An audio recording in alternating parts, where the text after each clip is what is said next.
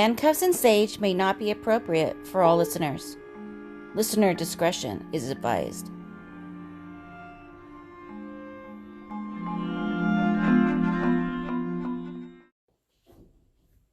Hello, everybody. Hey! Hello, hello. It's Red. And Emo. And Dre. And this is our official crossover episode. Ooh. We are finally putting Superf to rest, and we are bringing out... We were just live on Instagram. If you guys didn't see us, we announced our big new announcement and our new name. And it is... Handcuffs and sage. Handcuffs and sage. Woo! Woo! Yay! So, we're going to do a little bit of maybe Superfuck stuff and new handcuffs and sage stuff. And then we'll finally say goodbye. Yeah. At the end. Goodbye, Superfuck. Yeah, goodbye, Superfuck. Rest in peace, honey bunny. It's been real, but we've moved on. We've moved on. We're so excited. We want good things. Yeah, of and, course. We're making the change for good things to happen. And yeah, we're super excited and happy and ecstatic about the change. Yep. We're going to come out with all sorts of swag, so join our Patreon. You definitely don't want to miss out on opportunities like that. And then we should get some swag. Yes. You know. Yeah, this new year is going to be fun. just so much fun and so awesome. And Yay. we're so happy that you guys are here to join us and experience this with us. 2020 is going to be amazing. I know. I can't wait. Feel it. I can't wait. 2019 has been kind of a mess of like good and bad. Right. And then we've had a lot of kind of bad lately with the fires and the shooting. And it's just been, I'm so ready for 2020. Yeah, we are. Yes. Let's start fresh. Right. Yes. I like it. I like it a lot. So how are you girls? How was your week? Oh, I felt really grateful for this opportunity that our work gave us to help single mothers in our area. Right. So it was amazing that they set this whole thing up. You walked into this room and there's wrapping paper and goodies and just a whole thing set up. And so we went, my friend Billy kind of was like the group leader and got presents for this family. And we got to wrap them and, you know, provide a Christmas for this family. And So it just sweet. meant so, Aww. it gave you that Christmas feeling. That's all so day. cool. That's what Christmas is about. Right. It felt amazing. And just thinking about these kids getting presents that they probably wouldn't have. It was such a special opportunity. How was the family chosen? They're part of the Single Mothers Outreach Program. Okay. Yeah, so they'll be delivered to them and cool. It's just really sweet. You know, they deserve things just like everybody else. I know. Yeah, that's so awesome. Really good. I always like when companies do that, when they think of, outward. Just think outward. That's all. And I do feel like with my job, even though it's not perfect, of course, they always provide things like this for us to do. Right. That's nice. We have, we do it every year at my job. We have these big, huge boxes that we wrapped, and they're for, everybody just to throw in toys in the boxes. Is it the Toys for Tots? I think it's Toys for Tots. It's easy. Just grab one thing when you're at Target. Right, Binge shopping. Right. Just grab something. We do it every year, and it's amazing. I used to, when I wasn't so busy in the accounting world, because everybody's so busy in our company. We have deadlines. We're all artists. We're doing all this stuff. So I would go around and collect cash from everybody that just didn't have time to go shopping. And I would go and spend all the money and do shopping. Well, I'm so busy to do that now. I've handed it down to our HR assistant, so I'm pretty sure she's going to do that this year too. Good. So I hope so. Yeah, it's and I used to love that.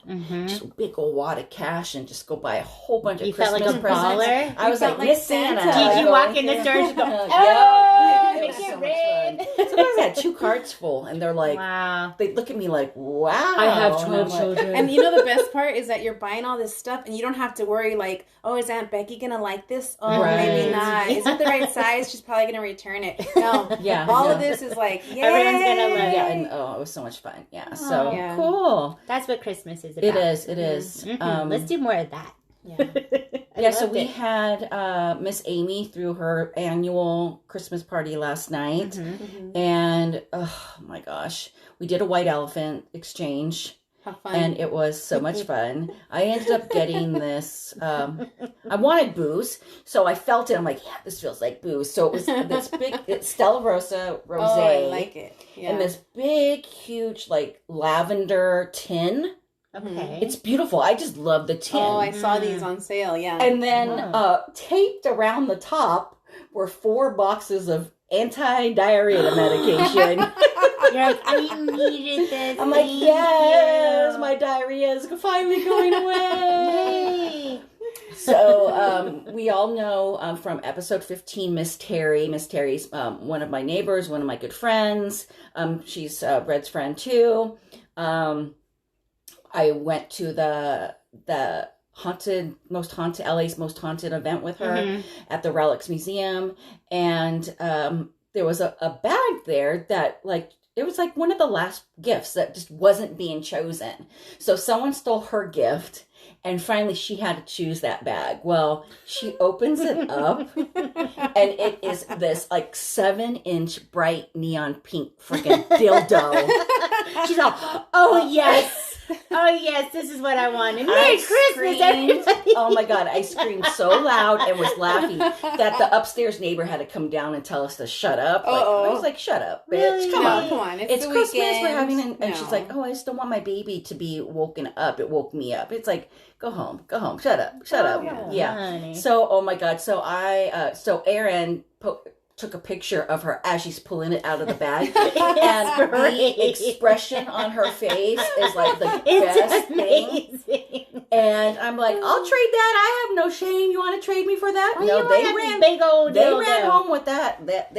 She went home with that. She's like, I'll keep it. I know, I'll keep it. Thanks. Yes, she went home right that moment, honey. Oh well. So I woke up a little bit out of control, hungover this morning, and I even took one of those. I drank one of those.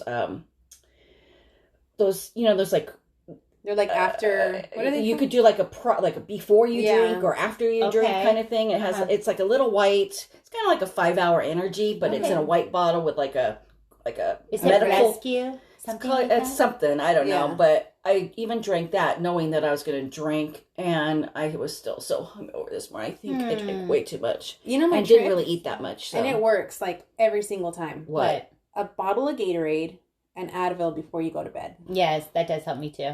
Every single time. Well, I went to bed and I took my contacts out. I'm really good when I'm really super drunk. I'm really good about taking my contacts out before I go to bed. Time. Okay. That's the only time. Yes.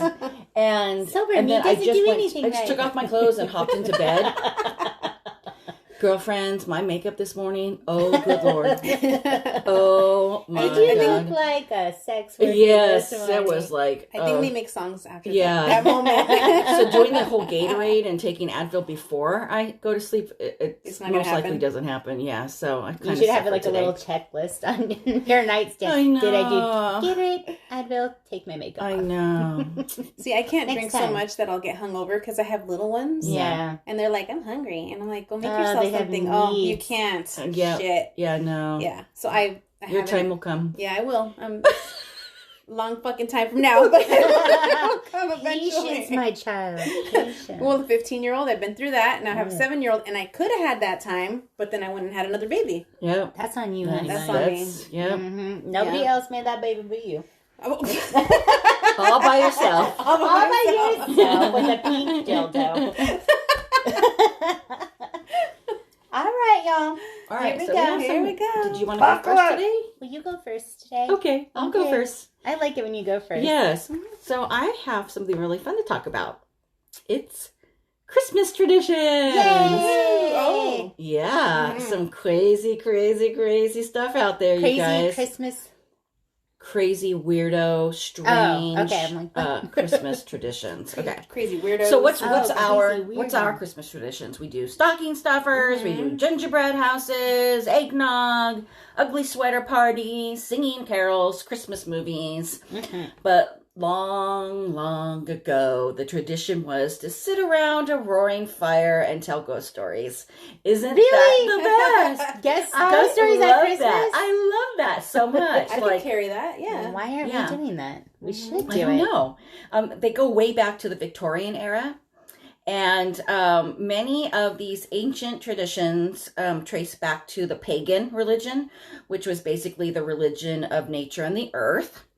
And according to religious studies professor Justin Daniels, a quote, "The darkest day of the year was seen by many as a time when the dead would particularly have good access to the living," unquote.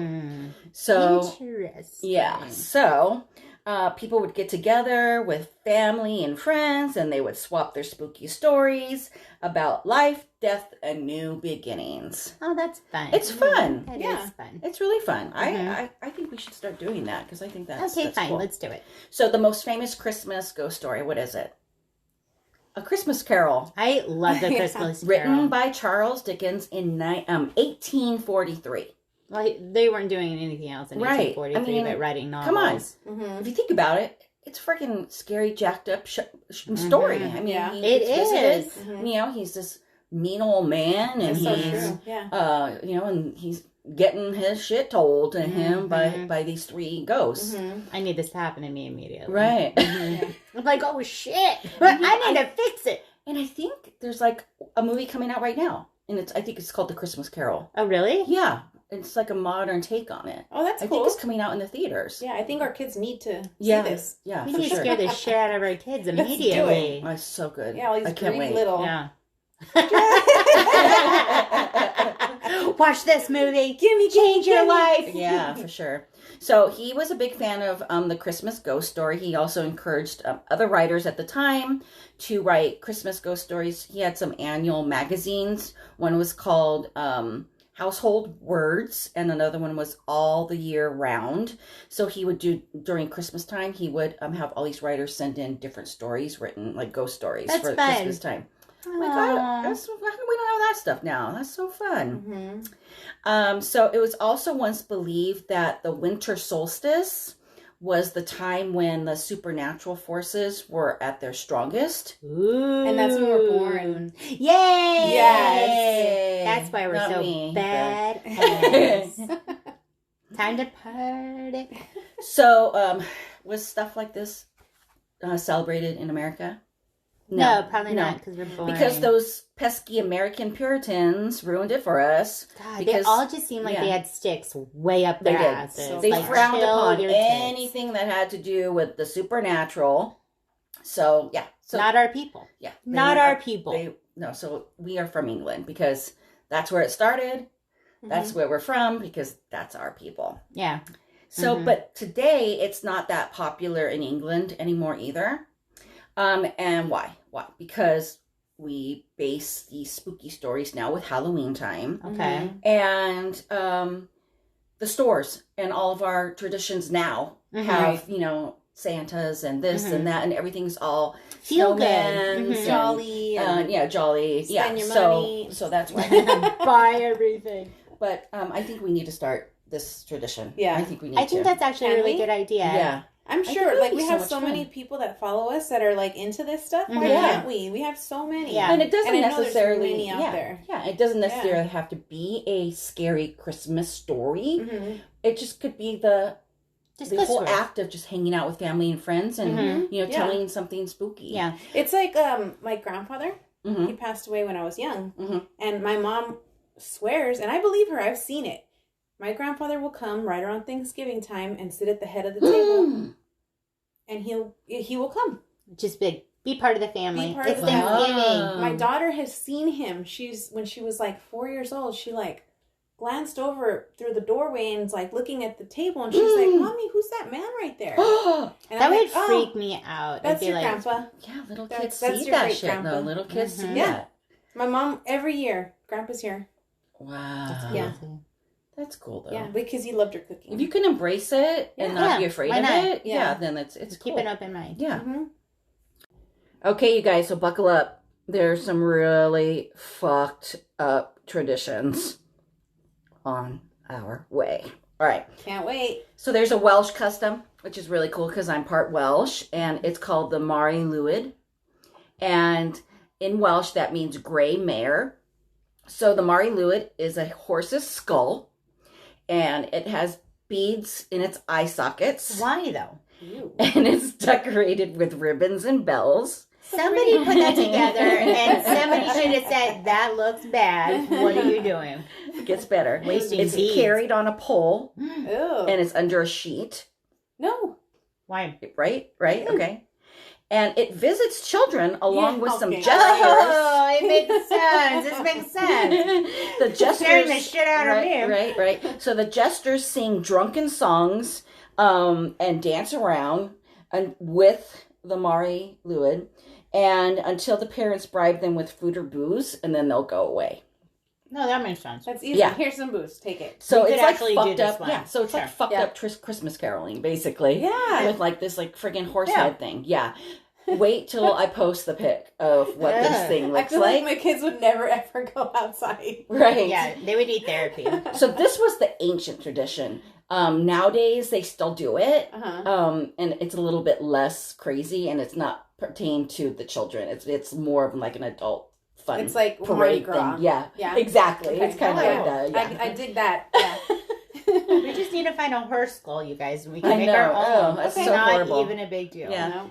Stick some beads up its eye sockets. Mm-hmm. Yeah. All right. So the next one is Pari Noel. And this is France's version of Father Christmas. I think I've heard of this before. Go ahead. Yeah. So, Pari Noel, he's a nice dude. He's Santa. He comes around and whatever.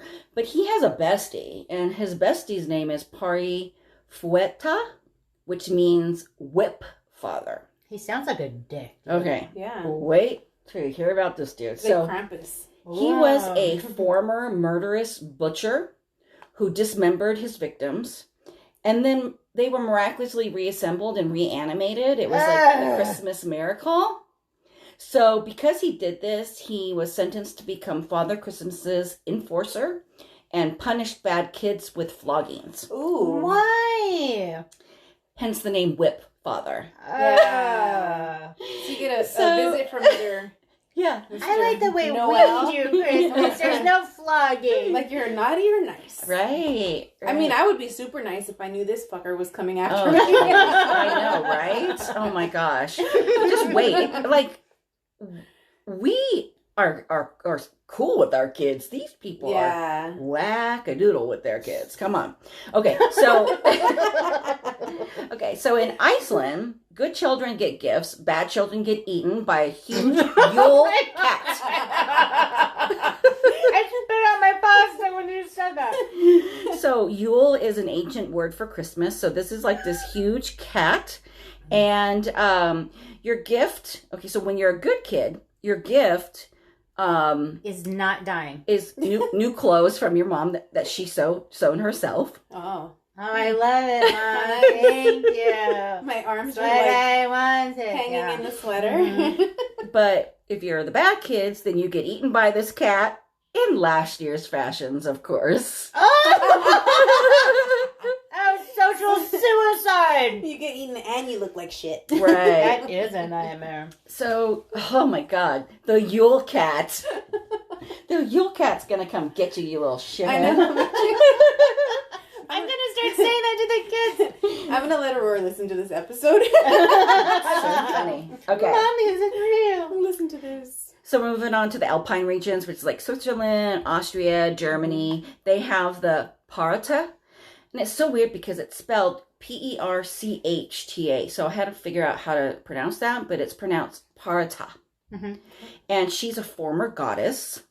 Same. Yes. And she can appear to you either beautiful or hideous, one of the two. I can also do this. Me too. Uh-huh. Mm-hmm. And she has a bunch of little hairy servants that follow around with her. What? Like these little hairy creature servant thingies. Yeah. And So creepy. this is I have servants. Yes. And they are hairy. yeah. They will do what I want. L. So she gives all the good kids silver coins. Mm, Yay. that's fun. Yeah. Sure. Very. But the bad kids get cut open and stuffed with straw. Oh my God. It was like Who thought of this shit? And they were like right here, oh, this is good. They're going to love this. Yeah. This is what's going to happen. You're going to get cut. No, I mean, and I think stuffed. like the alternative is like, don't be bad. Right. You know? Exactly. Like, oh, yeah. hell no. Yep. No. Yep. Yep, for sure. Could have just said, I'll take your phone away, or, you know what I mean? Yeah. I'll make fun of you in front of your girlfriend. Like, you're not just not getting shit. You're getting messed up, too. Oh, yeah. Yeah, it's not coal in your stocking like what we do here. You know? We're Like, too oh, nice. you're getting coal in your stocking. Yeah. No, you're going to get eaten by a cat. No. You know, maybe You're if we gonna get had flogged. these traditions, then the kids wouldn't talk back to us. I'm going to write these down. I know, right? Yeah. It might be a little bit too late for us, but My kids Dre tell can do the it on the two school. little They ones. call child services. Yeah. This is tradition. It's like knocking at the door. Did you say you were going to cut open your Well, I'm chest? part Welsh, so, you know. Yeah. So you guys know that North Carolina is like big, like Dutch country, and I didn't know that. I did not. Okay, so the Dutch settlers from Pennsylvania brought to Winston-Salem, which is in North Carolina, the Bell's nickel. The Bell's nickel is this burly, furry, crotchety guy. I like it. I wish people could see how you're animating and making him come to life. So he's not like, he's like Santa, but he's like brown and dirty and kind of like this like mountain man. Kind of hot though, right? And he's known as the Moravian Santa. But there's a female version of this. Oh. And her name is the Christmas woman. Does she wear a white dress? I swear to God. No, brown. Brown. Okay. She's a brown. Excellent. Yeah, a Great brown news. furry dress. I'm just sick of white Yeah. dresses. Everyone wears a white dress. But she's not a spirit. She's an actual like Yeah, person. I get it. Yeah. So in the 19th century, rural Pennsylvania and Indiana area, the dad from the families would go and dress up in his wife's old dresses, dirty his face up with like soot. He uses a mop as a wig. He was a cross-dresser. Right. And then he comes back to greet his kids as the Christmas woman. No, he's trying to come out to his children. This is a sad story. So he comes back with a big bag of gifts and a birch switch. What? Oh. And she, the Christmas woman, throws the gifts on the floor and says, "This is for being good." And then she pulls out the switch and says, "And this is for being bad," and whips the kids as they run for their presents. Oh my God. At least they all get presents. They all get presents and whipped at the Sick, same time. dude. Yeah, so it's basically... Because they're like, we hate Christmas. Yeah. We don't want Christmas. So it's basically dad and drag beating your ass for Christmas time. We do something similar here, but it's private. Okay, so also in North Carolina, there is a city called Rodarthy. I hope that's how you pronounce it. And they celebrate something called Old Christmas or Little Christmas. And it's done twice a year. So they have their normal Christmas on December 25th. And then they do this on January 6th. So Rodarthy is like a isolated coastal community. So after Santa comes on the 25th, they wait around till the 6th of January, and then they go all out. So they sit around and they wait for Old Buck. Now, Old Buck is a bull-like creature that haunts the Buxton Forest. And he's not considered scary, though. He represents the connection of the dead past with the living present.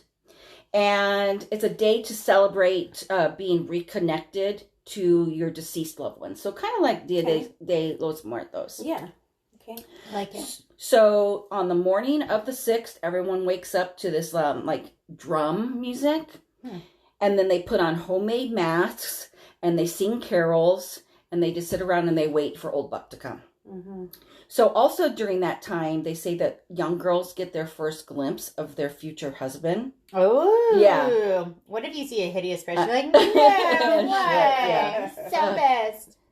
And then all past years' arguments are put to rest by a big drunken brawl. Aww. Isn't that fun? It's like a purge. Yeah, But it's like, nobody dies. yes, it's so much That's how we fun. also do it here where we live in our community. And then the moment arrives, eerie music is played, and this strange creature arrives out of the forest. It's this huge horned mask with wood and hides, and it's like a big, huge puppet, and it's operated by 2 people, and it dances around with the crowd, snapping its jaws. Keep dancing. Stirring up delight and chaos, and then disappears back into the haunted woods. Whoa. And then people sing, dance, eat, drink, party all night long. I'm super pissed. I haven't been to one of these parties. They have them. They have them. Yes, still today. It's like a big hoopla in Rodarthy, North Carolina. All right, well, let's put some flights. We have to do this. Yeah, that sounds like so much fun. It's so much fun. Nobody will even know we're gone. But like, it's California. We don't have like a community here like that. It has to be. Yeah, it's so much fun. You know? Oh my gosh. That sounds like fun. They should have one here. Okay, so a couple more cute little things that I found. In the Ukraine, they have something called a cobweb Christmas, and they basically decorate. Clean cobwebs? No, they decorate terrible. with cobwebs everywhere. They decorate with cobwebs. Yeah, so they make these more like, cobwebs. They make these like spider web looking things, and then they make them all glittery and pretty cool. and whatever.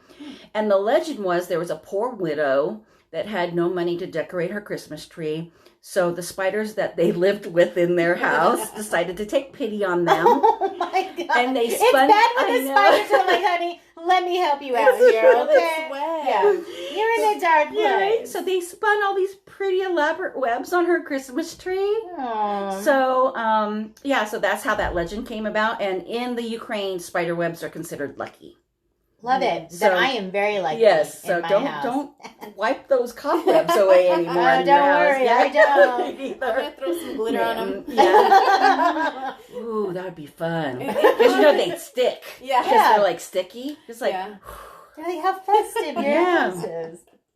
Okay, so in Norway on Christmas Eve, mischievous spirits and witches take to the skies. Sure. So what they do is they hide all their cleaning supplies. So they hide their brooms and mops, so that they won't get stolen from the witches and the spirits on Christmas Eve. I like to put mine out, hoping that somebody will clean something around here, right? Because I'm not doing it. So we always decorate our Christmas trees with like fun little ornaments and everything, but like the history is those glass balls. Right. So those have a history. So glass bowls, back in the day, the glass balls were called witch balls. Oh. And they were blown glass, and they were believed to ward off evil spirits during this holy time of the year. Oh. They were originally hung in windows, but then through the years, they graduated to being hung on the Christmas trees. So back in the day, that's where our ornaments came from. They came from these witch balls. Really cool. So they ward off evil spirits. Okay, so last is Krampus. Now, I'm not going to go too much into Krampus because I want to do a whole episode on him. Okay. So basically, he's from Central Europe. He's a half goat, half demon man. He's so fucking scary looking. Yes. He's there to punish the bad kids. He has like big horns and a big snake-like tongue. Is it just kids or is it just people I in think general? I think it's people in general, right? And so there'll be more to come on that. I can't wait to tell that. I can't wait to tell that story. So I thought it would be cool to end my my story with like our Christmas traditions. Like what do you guys do? You guys have a tradition that you do every Christmas? Yes. Yep. I basically do my Christmas on Christmas Eve. I cook. I have my family over. When I was a young kid, I'd opened up basically all my Christmas presents on Christmas Eve. What? Because I would go with my dad on Christmas Day. Yeah. That makes sense. And we just didn't, whatever. So, but we don't do that now with my kids. We open up the one present and we open up a presents from our families, what they bring to us. And I do my big, huge, ham dinner and all that stuff. And then another tradition that I do personally is I have to watch Elf like 10 times. Oh, I love Elf. Because I love that movie. It's the best. Oh my gosh. Yeah. It's so fantastic. And I'm doing this thing at work right now. I have one of those, those like felt signs that you put like the little plastic letters in. Yeah. So last year I did a contest. It was a raffle. And it was scary movie quotes. It was during Halloween. Okay. So they had to come and guess what movie the quote was from. And then then I did the raffle, and someone won this, like, cute little basket with like Halloween candies and whatever. So everyone's like, "Are you going to do that this year? You're going to do that this year?" And I'm like, "Well, no, because I basically used up all my quotes. I don't want to use up more quotes because I did like 30 days of quotes. So I'm like, I'm going to do it for Christmas movies. So I'm doing it this year for Christmas movies." That's cute. And my number one, the first day was smiling's my favorite. Oh, I love that part. Yeah, why are you smiling? Why are you smiling? Because smiling's my favorite. Oh, I love So that. what do you guys do? You guys do So anything? I have a really cool Christmas tradition that I've done ever since Ricky was little. And we have like a strict rule that, like you said, about the witch balls. Mm-hmm. So my grandmother, actually, when I was a kid, we did this with my mom. My grandmother actually hand painted those witch balls at Gemco, and they were glass, super ornate. They were the kind where like part of it was cut off. Oh, and yes. there was like a scene on the inside. Yes. It could be like a nativity. It was like stars. It was a tree. I love those. So beautiful. And I will always look at these glass balls with like such like love in my heart. They're 'cause I treasures. think of my grandmother. Yeah. And so we did this with my mom. And so when Ricky was little, I would grab the balls and I would tell him like, "Oh, this one's from your grandma." And this one. And I would just go over all of them.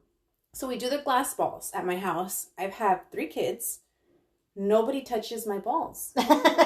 It's the weirdest thing. Yeah. You go anywhere else. I had a party last night, and these kids are trying to touch my glass balls, and I'm like, even my 10-month-old. Taken them off. And... I did. Goodness. I put them up on the back on the top, and then I replaced them. But even my 10-month-old knows that's a no-no.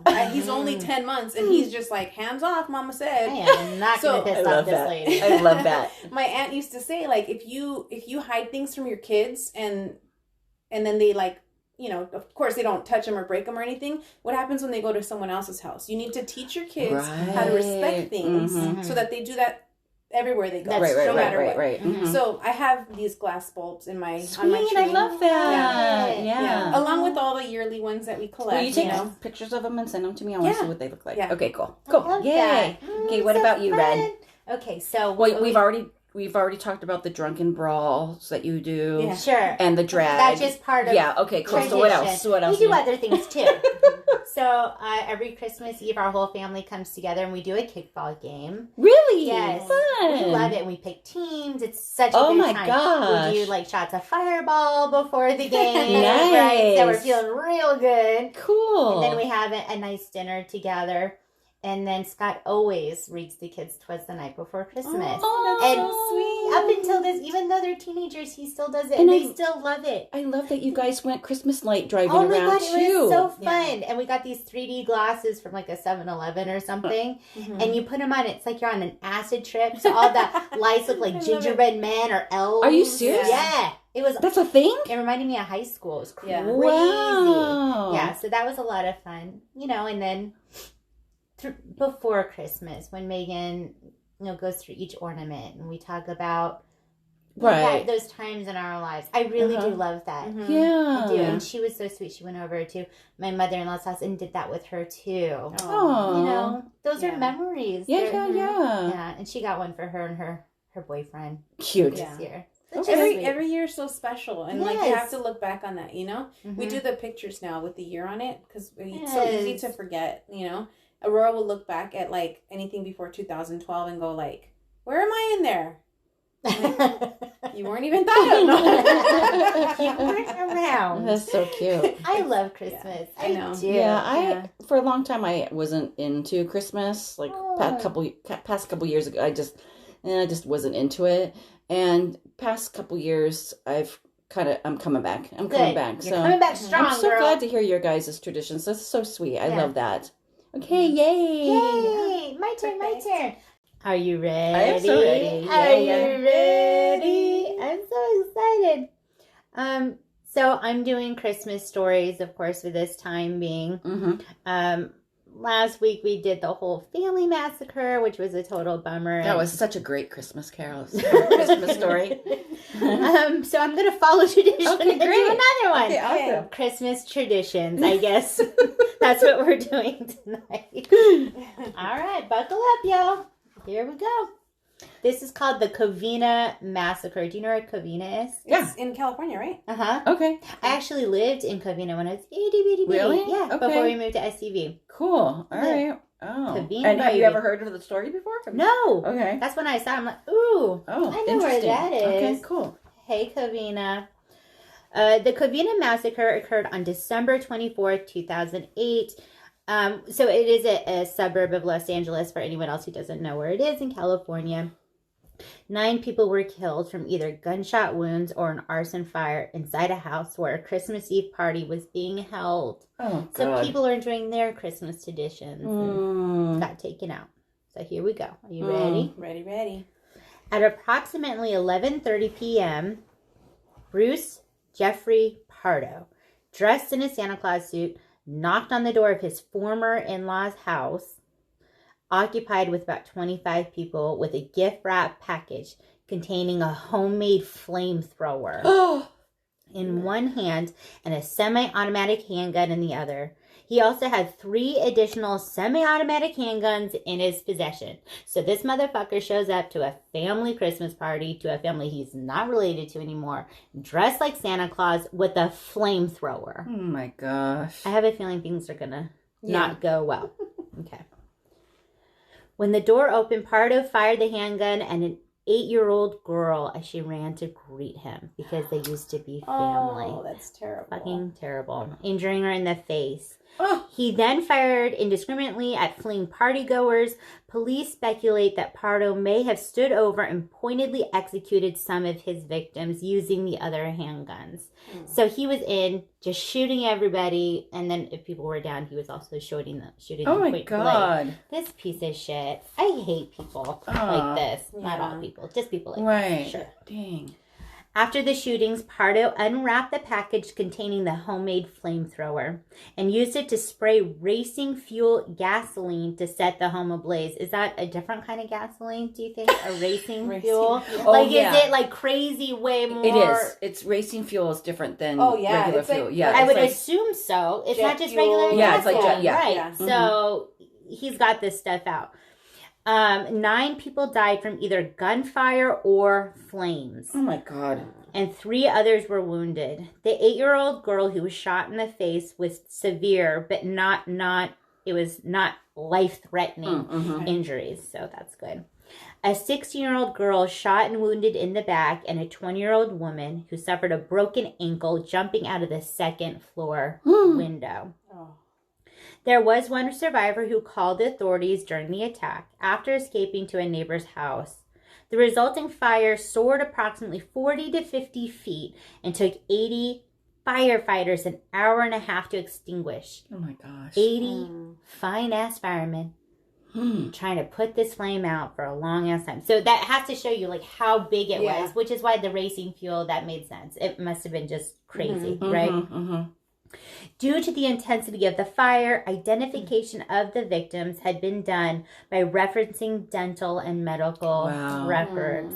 Terrible. After the attack, Pardo put on his street clothes and drove his Dodge Caliber rental car to his brother's house in Sylmar, approximately 30 miles away from the crime scene. Hello, Sylmar. Hello, Sylmar. We're mentioning you. Where he was later found dead with a self-inflicted gunshot wound.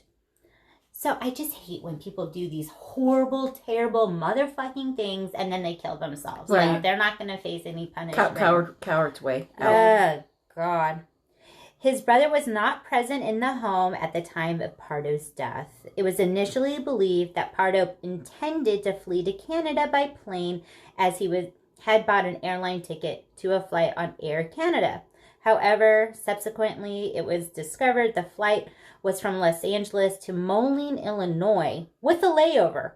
Pardo had called days before to tell his high school friend that he had planned to visit, but investigators are unsure if he ever intended to go or if the flight was just a full investigators. He had visited the friend before in October 2008. However, due to suffering from severe third-degree burns on his arms stemming from the blaze, he decided to go against the initial plan. Police found $17,000 in cash cling wrapped on his legs inside a girdle. This motherfucker was wearing a girdle underneath his Santa suit. What? And his rental car had been parked 1 block from his brother's house, which had been rigged by remnants of a Santa suit that would ignite a flame and detonate the car with black powder if removed. Also recovered from the scene were 4 13-round capacity handguns that were each empty, and at least 200 rounds of ammunition, suggesting that what had been inside the car was being treated as a threat. A bomb squad fired an incendiary device into it, destroying and burning it. At Pardo's house in Montrose, police had recovered 5 empty boxes of semi-automatic handguns, 2 shotguns, and a container for high-octane fuel tank gasoline. This guy is out of control. Yeah. Like, think of, he was just stockpiling all this shit. And with the money cling wrapped on his body, he's just, this guy is something else. All right. At least 3 victims' deaths were caused by gunshot wounds alone, while 4 others died from a combination of both gunshot wounds and fire. 2 other deaths stemmed from the fire alone. Terrible. That's terrible. Shot and burned to death?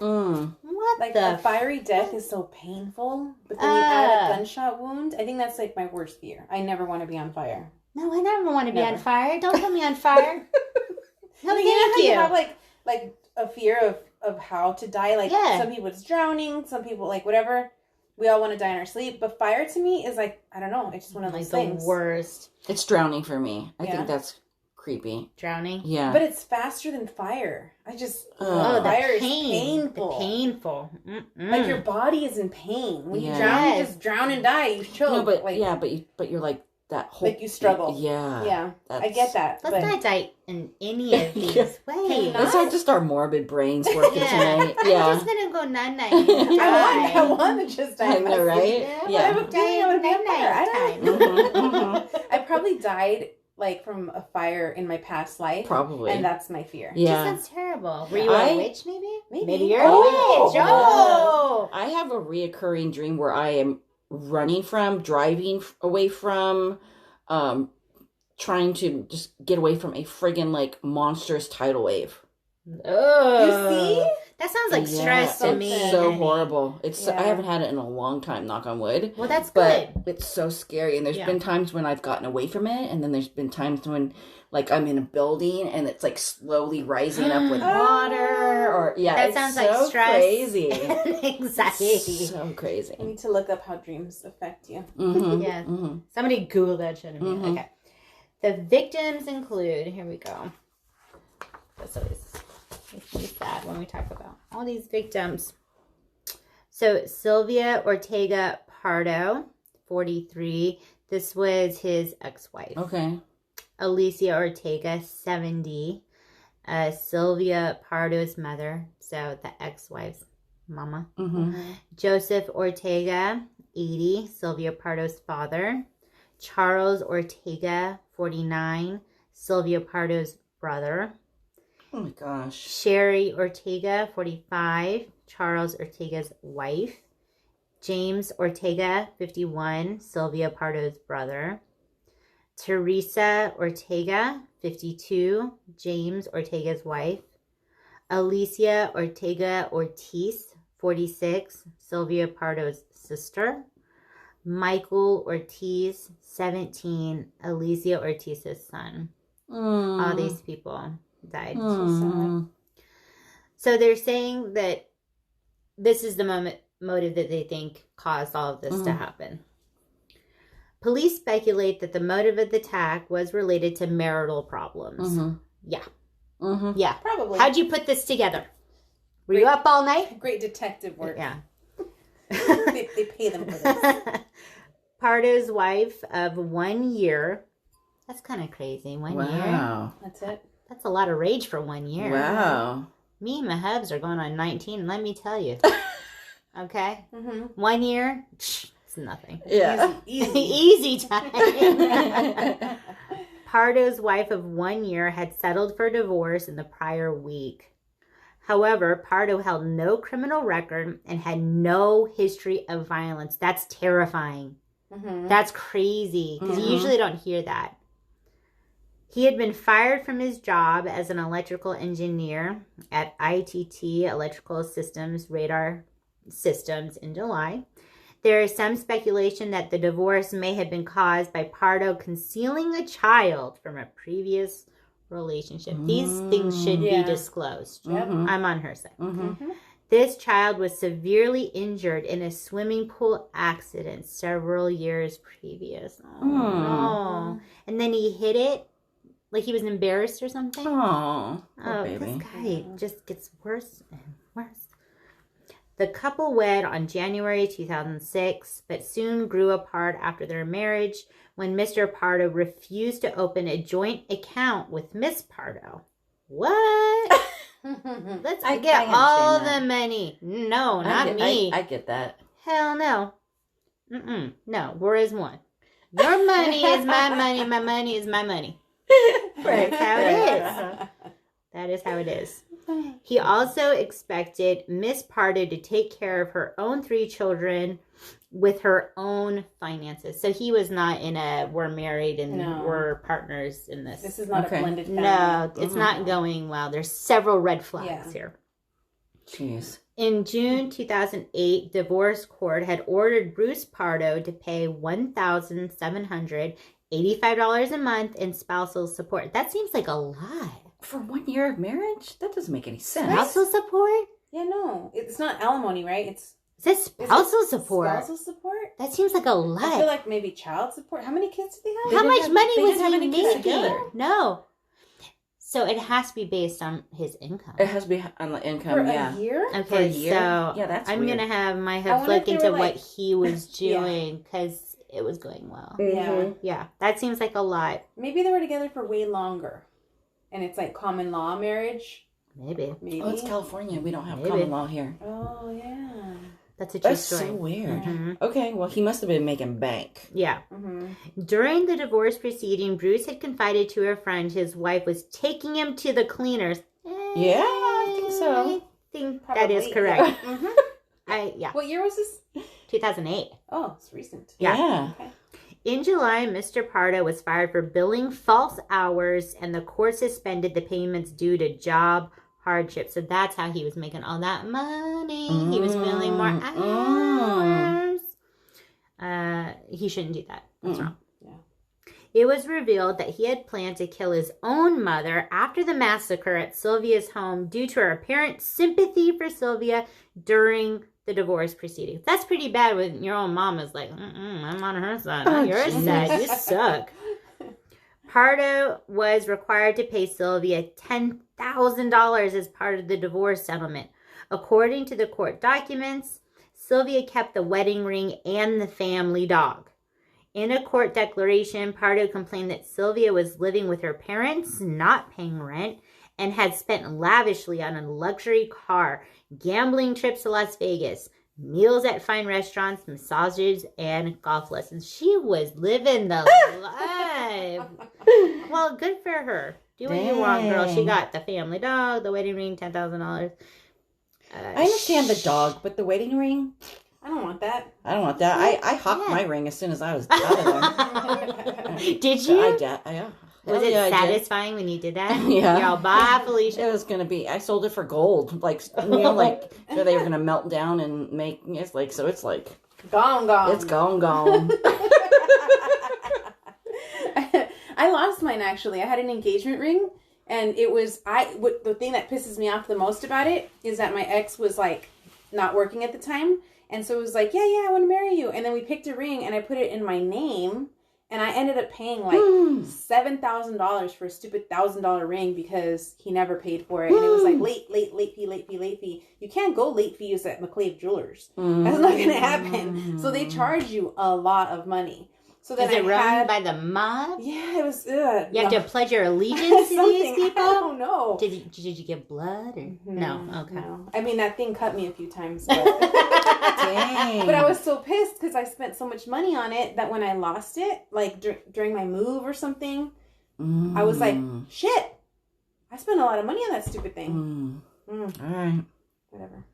Okay, so I'm going to give you a little news story that was part of this story that came out. Okay. Okay, so this story came out December 26th. The incident happened on December 24th. Okay. This is from CNN News. So Friday, December 26, 2008, Los Angeles, California. A pipe bomb exploded Thursday night in a rental car used a day earlier by a man suspected in a Christmas Eve attack in which at least 8 people died, police said. The car was parked outside a Silmar, California home where Bruce Jeffrey Pardo, 45, committed suicide hours after he allegedly dressed as Santa Claus, opened fire at a holiday party, and then started a raging blaze inside a Covina, California home, police said. Investigators have yet to identify 8 charred bodies recovered from the burned house, which belonged to the parents of Pardo's ex-wife. A 9th person is counted as missing. A police bomb squad was attempting to render safe a suspicious device in the rental car when it erupted into flames Thursday night. Los Angeles Police Sergeant James Bender told the Los Angeles Times. This prompted police to evacuate the houses near Pardo's Montrose, California home out of concern he may have left bombs behind there. That street was reopened late Thursday. Pardo's neighbors talked to CNN affiliate KABC Thursday as they watched police search his home.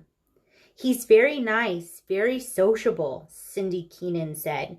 She said Pardo always decorated his home for the holidays. Well, he sounds nice. Mm-hmm. It couldn't have been him. He didn't do this. Never. She said he's sociable.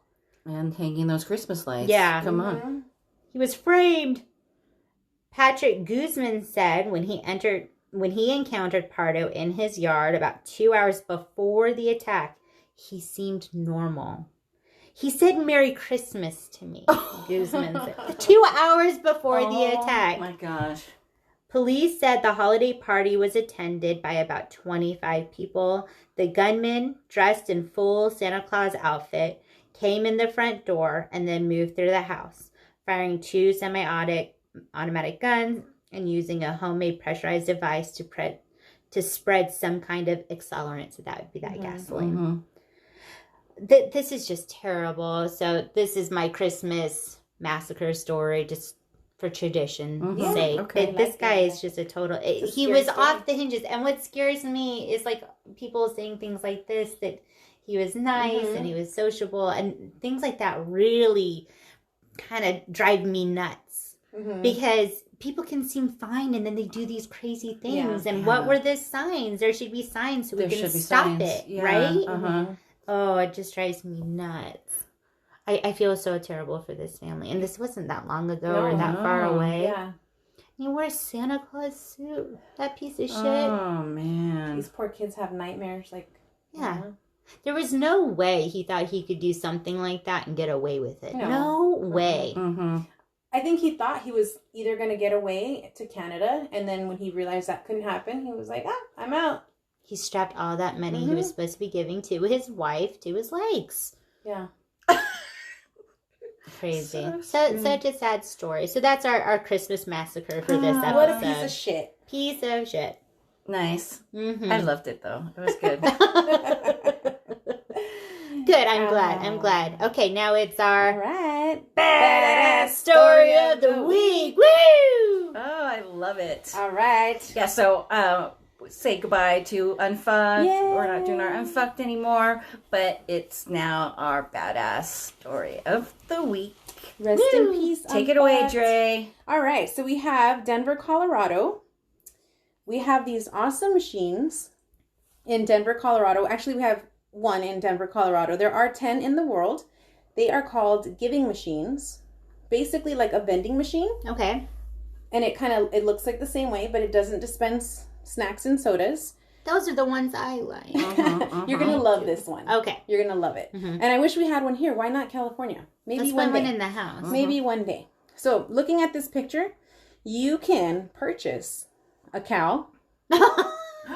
Yes, Right? I love this. Some chickens. What is this? Fingerling fishes. A goat. Where are these animals being stored? I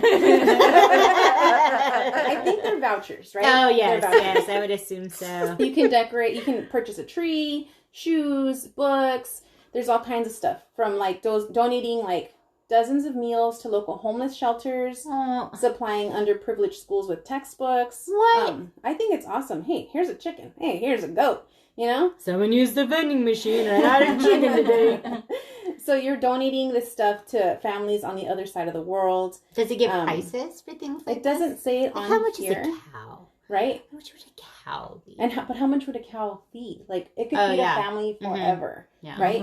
There are only 10 of these machines currently functioning in the world. There are some... And the closest one is where? There's Denver, Colorado. Okay. There's one in Salt Lake City. Also London and the Philippines. We also... Did I say Hawaii? We have one in Hawaii. The machines were launched by the Church of Jesus Christ of Latter-day Saints as a part of hashtag Light the World campaign. Yay! To encourage people to give during the holiday season. I love that. Isn't that amazing? So the first one was probably in Salt Lake, and then they spread from there. Yeah, I think so. Well, baby girl should be looking at a school in Salt Lake soon, so maybe they can check out that vending machine, take a picture, buy some cows. I don't know. Yeah, I love it. Put them on a plane. I love that too. I love that idea. That's so sweet. Yeah. So hashtag Light the World. There's a website. It's the third year for the giving machines. Last year, in 2018, they raised $2.3 million. I love that. With these 10 machines? Yeah. Yep. That's crazy. Oh, I just got chills. Yeah, so we can check the website to see what 2019 is doing. But we're there. Cool. Oh, I love that. That is a badass story. Yeah, that is badass. Thanks, Dre. That's so cool. That gave me goosebumps, or Kat would say giggle wings. Giggle wings. I'm going to call them giggle wings now. Shout out to Kat. Hey, Kat. Thanks. So, I want to say, since we're not calling our friends anymore, Superfucked friends. I don't call my friends anything. Ever. we need some help. Like, if you guys have any suggestions on... like, hey, friends, but we want something to go along with Handcuffs and Sage. So, we're going to put our thinking caps on. If you guys want to send us suggestions, our new email address is Handcuffs and Sage podcast, or just Handcuffs and Sage. I believe it's Handcuffs and Sage podcast at gmail.com. We should check that. Yeah, we'll put that on the sites for you guys too. We're so professional at gmail.com. Not knowing our We're so thankful that you guys are so patient with us. Yes, and slowly overnight you'll see Superfucked go away. Bye, Superfucked. And you'll see our little new artwork for Handcuffs and Sage you're pop up. Love it. And and just buckle up and go on this ride with us, y'all. Yay! All right. We are handcuffsandsage at gmail.com. Okay. Yay! All right, cool. All right, so we have to come up with a new ending, too. We'll work on it. We'll work on it. We'll work on it. We'll work on it. Yes, friends. So, Merry Christmas. Merry Christmas. And we will talk to you guys next week. Yay. Okay. Bye.